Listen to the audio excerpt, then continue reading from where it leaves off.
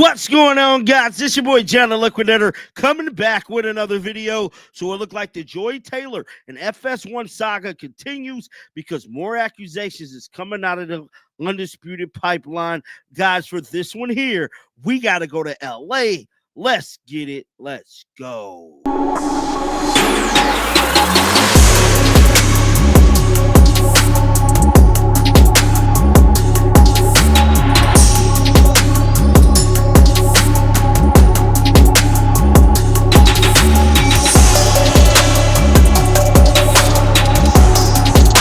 Has been for FS1 making headlines for all of the wrong reasons, bro. They're one of the leaders in sports news, and as of right now, they're leading in the drama cycle, dog, because new information has been released from former FS1 employees such as Jason Whitlock and Marcellus Wiley about strong accusations against Joy Taylor, Emmanuel Acco, and the executive Dixon for Fox. Now, there is a lot that has been transpired these last couple days.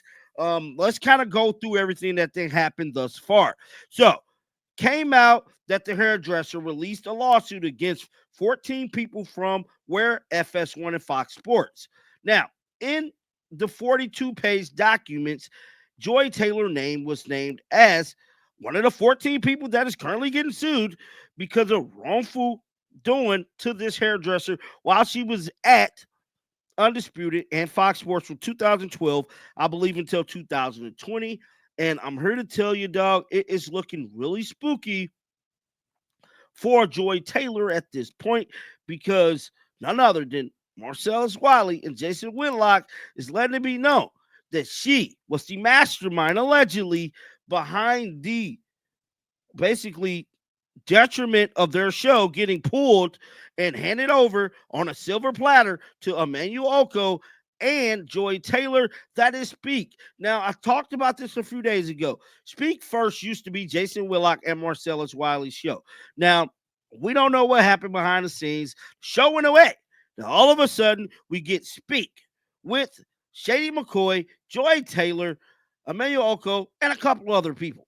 Now, with all that being said, Marcellus Wiley is making the claim that Joy Taylor and Emmanuel Oko plotted against him pretty much to take his show, and lawyers have already contacted him in regards to make a strong claim in court for a lawsuit. So could Marcellus Wiley be the next whistleblower for FS1 because it's looking like him and Jason Whitlock could be. With all that being said, let's roll this footage. Joy and Emmanuel Acho. I was like, oh, wow. February 2020, I know what I was doing. We were on, me and Marcellus were doing the show together, but Emmanuel Acho and Joy Taylor were meeting, and it's not crystal clear if they were talking about Speak for Yourself at that time, but they were talking about obviously working together, and someone put that meeting together so that they could work together. And then Nusheen says that later she sees Emmanuel Acho in the building, and I'm thinking, well, this must be around September. I had left, and now he's working there. And Joy says that, yeah, I want him to have me on Speak for Yourself. And sure enough, in 2022, that comes to fruition. Anyway, I just wanted your reaction to it, like, oh, wow, there was some long-range plans being concocted perhaps as early as February of 2020. Yeah, I'm glad we're having this conversation, you and I especially, because it's therapeutic. I think it's really crystallizing for me some of the machinery that was at play, some of the moves, the mechanisms, because I just thought it was like in football, like in sports, you lose an opportunity. Hey, the younger running back that's cheaper is going to be the guy that probably takes your job. He's a quarter of the payment and half as good as you, something like that. So I never looked at Acho in a negative light. This lawsuit brought a lot of things home for me that I never thought of. So for you, the thing you didn't know was that Acho and Joy were plotting for our show. I did know that. What I didn't know, allegedly, was the fact that Charlie Dixon was involved with Joy Taylor romantically. if I had known that then it would have made sense of all of not only the movements, but the power that came from those movements. Because it's one thing to go to lunch with somebody and say, I want my own show. Yeah, I'm sure that happens every single day for somebody out there in talent. But to actually make it come to fruition, that takes a different level of pull. So I've always known that Acho and Joy Taylor allegedly, in rumor mill, were romantically involved. I also know from two different talents at Fox that are still currently there that, hey, Marcellus, look out. They plotting on you, big dog, because everybody there I have a good relationship with. We all on different schedules. So I always knew for 2 years, and it really put our relationship, Acho and I's relationship, in a weird place, because for 2 years, I knew what he was trying to do, but I had the football mentality and spirit of, if you take it from me, it wasn't mine in the first place. So then when it occurred, I ain't think twice about it. They gave me other opportunities. They gave me things that they knew I would deny. You know how it goes. They give you offers that they know you won't accept, and that's their way of covering themselves in terms of, hey, well, we tried, but you didn't really try because you knew you didn't give me something competent. You didn't give me something that was of my ilk. They didn't give you an opportunity to take advantage of our show that was growing at the greatest rate of all the shows at FS1. So when I read that lawsuit, I'm like you, I read all 42 pages. I sat there and said, if Charlie Dixon is a part of this, then this is a whole different animal than it was before. And it's crazy enough, man. I did my show yesterday. 2 different people have reached out to me, not just in rumor mill, they say. They're like, nah, that is fact. And I'm like, is it fact? How do you know? And they keep telling me, like, trust me, I know. And that brings us all into a different light, Jason, just to be real with you. You know, both of us, your show is called Fearless, but we roll the same way. It's really disturbing to see that if that is true, that this is how this all went down. I'm going to ask the elephant in the room. Yeah. I and I'm not saying this to stir crap. I'm not saying this to bait you into this. I'm a journalist, and this is what I do in my nature.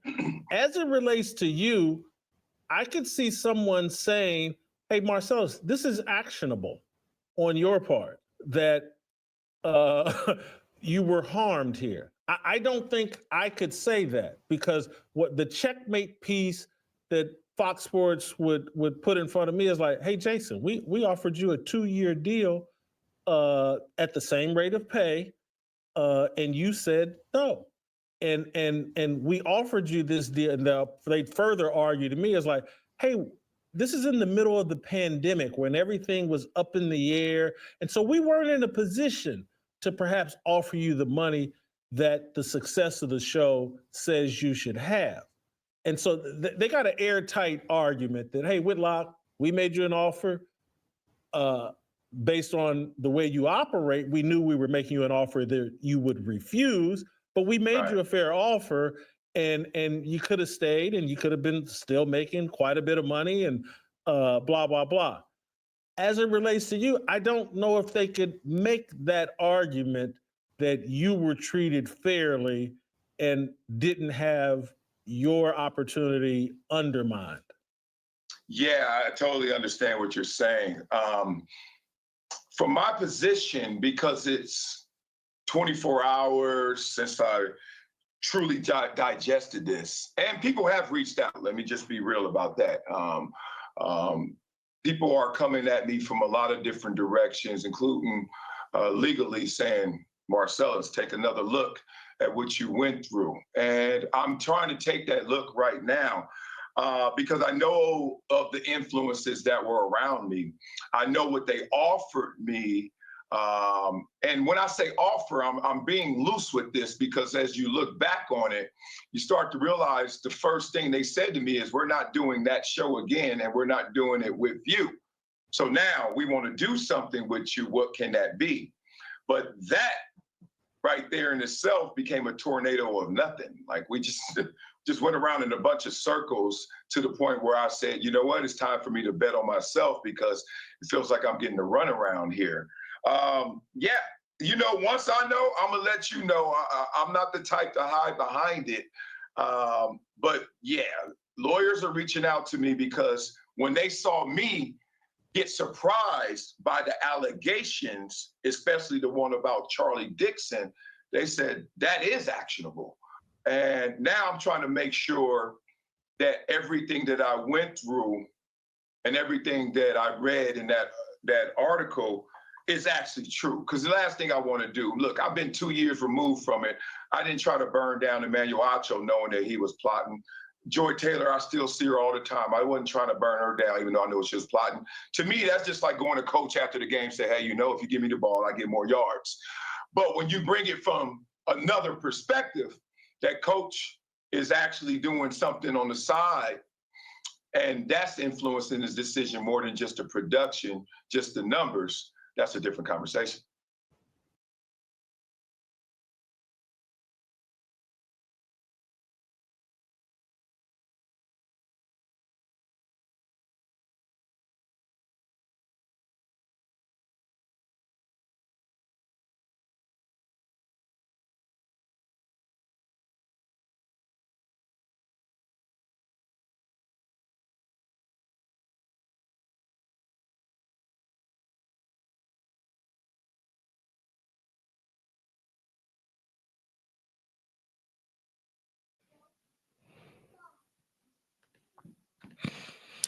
So that was Jason Whitlock and Marcellus Wiley on their show together talking about these accusations against Joy Taylor and Emmanuel Oko. I want to know your thoughts about all of this down in the comments section below. Keep them bells on because you know I'm going to bring you the news. And until next time, dog, shake the haters off. I'm out of here. Peace out. Shake the haters off.